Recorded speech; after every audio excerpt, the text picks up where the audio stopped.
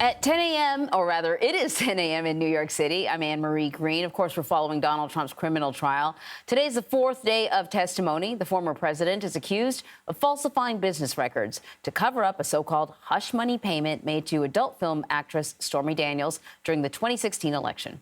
CBS News national correspondent Errol Barnett is outside of the courthouse with the very latest. Errol, Trump, as usual, spoke to reporters before entering the courtroom. Did he say anything interesting? That's right, Anne-Marie. Good morning to you. The very first thing he said is he wished his wife, Melania, a happy birthday. She's back in Florida. She's not here with him in New York. He then went on to say that late last night he listened to some of the arguments made at the Supreme Court over his allegation that there is such a thing as full and imminent presidential immunity. He said that the justices made really strong and brilliant arguments. And then he also complained about the temperature inside the courtroom. As I keep reminding folks, he's a criminal defendant here. He cannot just choose to be out on the campaign trail. He's forced to be here. He says it's too cold, and he keeps complaining about that temperature. He says it's purposeful to make him uncomfortable. So a kind of consistent litany of complaints. But as I've also mentioned, you know, the courtroom is the campaign trail for this former president and criminal defendant. Yeah, I wonder how that campaign message is going for him.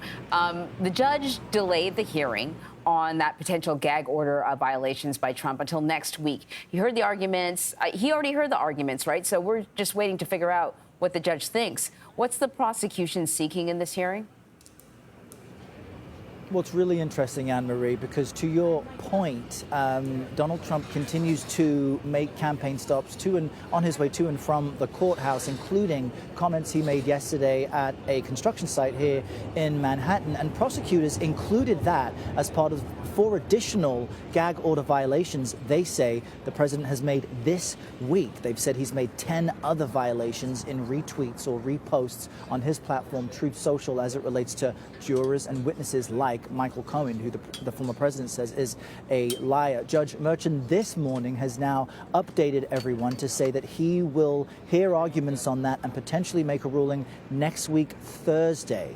Initially, yesterday, we reported that he would do that on Wednesday. So that's been pushed back somewhat. So we know that the judge will. The prosecutors are seeking, to your question, either a verbal warning, a financial penalty, which could be $1,000 per violation. So add that all up, it would be $14,000. The most extreme measure would be to put Trump behind bars for 30 days. There's no expectation that will happen. But as I say, he's a criminal defendant, and these are the rules and regulations set forth by a judge, and a jury listens and watches what a judge does with a lot of trust. And so if a penalty does come forward, it would be damaging for Trump as a defendant.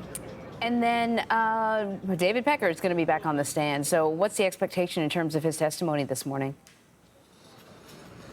Well, as we've discussed this morning, the prosecution and the defense are peppering Pecker with persistent questions about his memory, because really, ultimately, what the jury is getting from him is he's filling in, he's putting meat on the bones. He's talking about the concerted effort by Donald Trump, his White House staff, in Sarah Huckabee Sanders, Hope Hicks, and others, along with Pecker, and previously Michael Cohen, who was his personal lawyer and fixer, to suppress negative stories from women like Karen McDougal, who was a Playboy model, shopping around a story about an alleged affair, from people like Stormy Daniels, the pornographic actress, who received a payment from Michael Cohen, allegedly, to keep her story silent.